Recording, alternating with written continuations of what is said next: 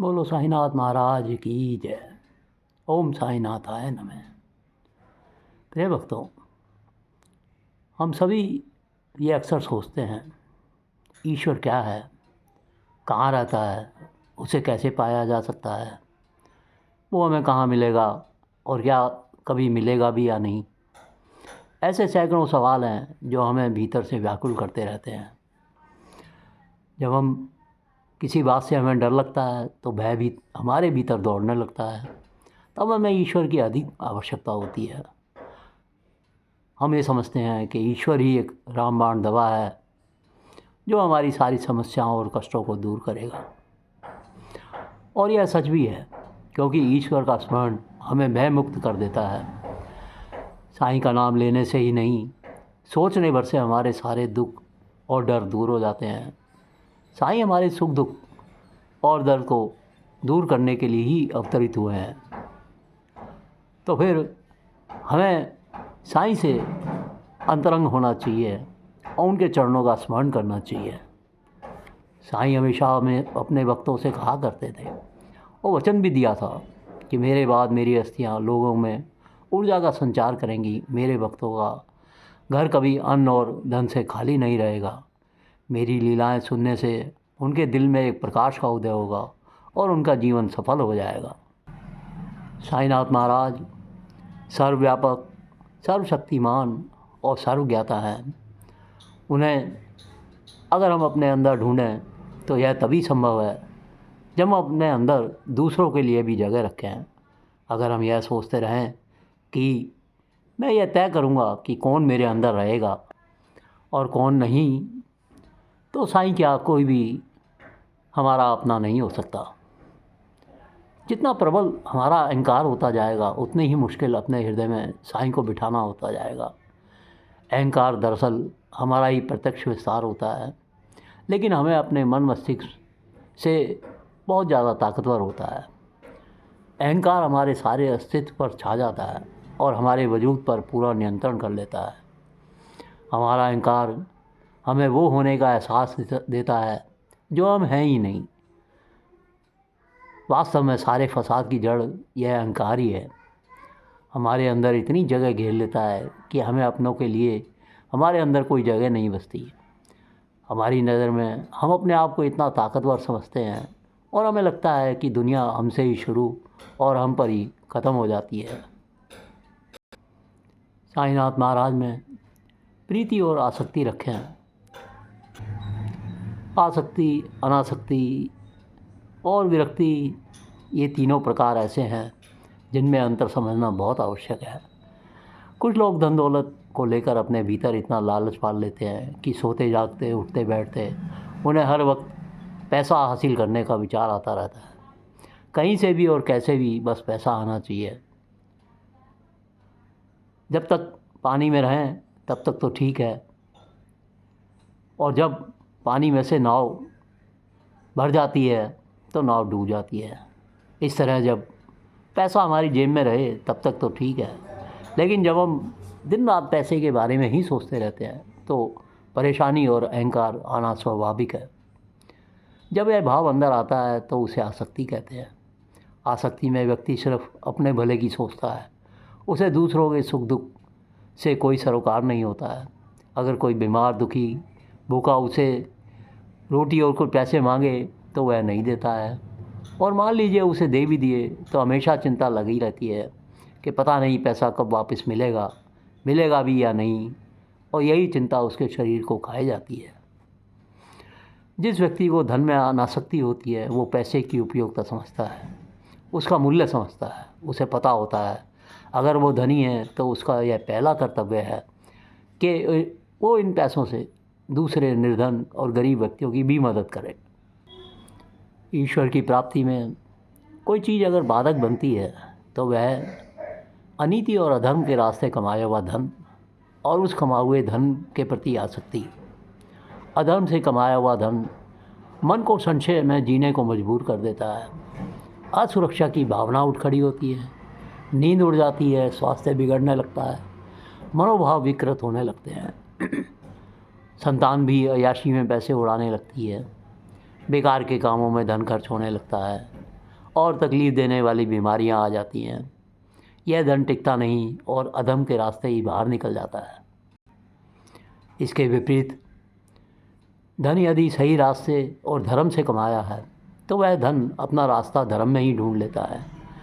उस धन से स्कूल, विद्यार्जन के स्थानों का निर्माण होगा, धर्मशालाएँ बनेंगी, अस्पताल बनेंगे, निर्धन लोगों के लिए रोज़गार के साधन बनेंगे, परमार्थ के कार्य संपन्न होंगे, प्रार्थना स्थल बनेंगे और व्यक्ति का स्वास्थ्य भी ठीक रहता है क्योंकि उसकी सोच हमेशा सकारात्मक रहती है, संतान भी सुपात्र होती है और मन शांत रहता है। धन को धर्म के काम में खर्च करने से धन ही खर्च होता है और लक्ष्मी स्थायी रहती है। इस विषय में गोस्वामी तुलसीदास जी भी कहते हैं, तुलसी पंचित के पिए घटे न सरिता नीर, धर्म किए धन ना घटे, सहाय करे रघुवीर। लक्ष्मी के आगमन को अपने पूर्व में किए अच्छे कर्मों का प्रतिफल और ईश्वर की कृपा मानना चाहिए। ऐसा मानने से हमें एहसास होता है कि जो भी धन हमारे पास है हम उसके मालिक नहीं बल्कि रखवाले हैं और उसका व्यय ठीक तरीके से करना चाहिए, न कि उसे व्यर्थ में ही गंवाना चाहिए और अधर्म के कामों में लगाना चाहिए। उस धन को समय आने पर योग्य उद्देश्य के लिए व्यय करना ठीक रहता है। नीतिगत रास्ते से खूब अधिक धन कमाने में भी कोई हर्ज नहीं है, लेकिन हर्ज उस धन के प्रति आसक्ति रखने में है। विरक्ति एकदम अलग है। अगर हम धन को दुत्कारने लगें, अपने कर्मों के जरिए धन दौलत अर्जित करना बंद कर दें तो निश्चय ही वह कष्टकारी होगा, क्योंकि इससे न केवल हमारा भरण पोषण रुक जाएगा बल्कि हमारे घर परिवार को भी खाने पीने और अन्य कार्यों के लिए दूसरों के आगे हाथ फैलाने पड़ेंगे और दूसरों से धन मांगना पड़ेगा। इसलिए जिस चीज़ की जितनी ज़रूरत है उसका भाव मन में होना चाहिए। जब साईनाथ महाराज के पास दक्षिणा आया करती थी तो बाबा के आलोचक ये कहते थे, क्या एक संत को शोभा देता है दक्षिणा लेना? लेकिन इन आलोचनाओं को भी जवाब मिल जाता था। कहते हैं, शाम तक बाबा की झोली में इतनी दक्षिणा इकट्ठी हो जाती थी जितनी अहमदनगर ज़िले के कमिश्नर की रेवेन्यू भी नहीं होती थी। यानी उससे भी ज़्यादा दक्षिणा बाबा की झोली में एक दिन में आ जाती थी।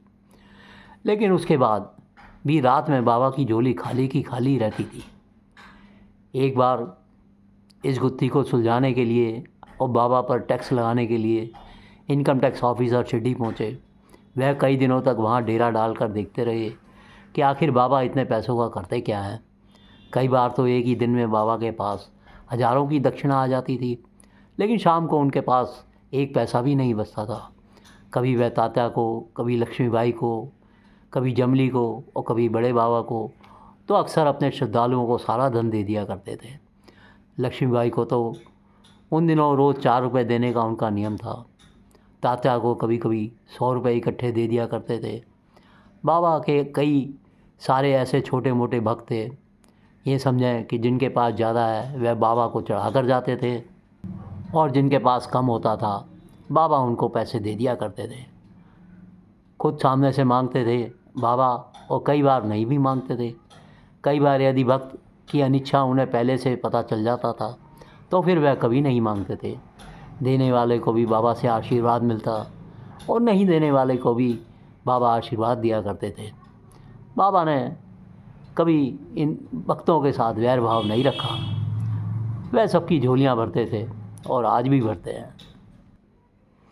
जैसा हमारे शास्त्रों में है कि देव और संत के दर्शन के समय मुद्रा हमेशा साथ में रखनी चाहिए और उन्हें देना चाहिए।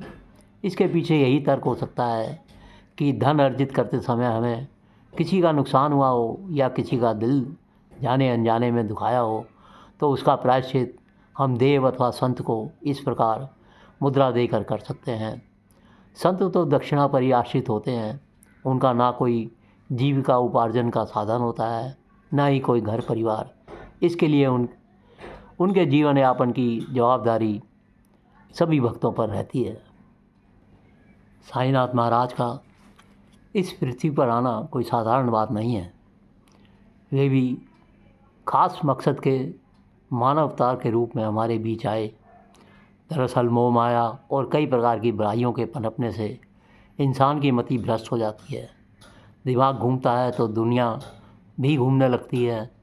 अराजकता की स्थिति पैदा हो जाती है।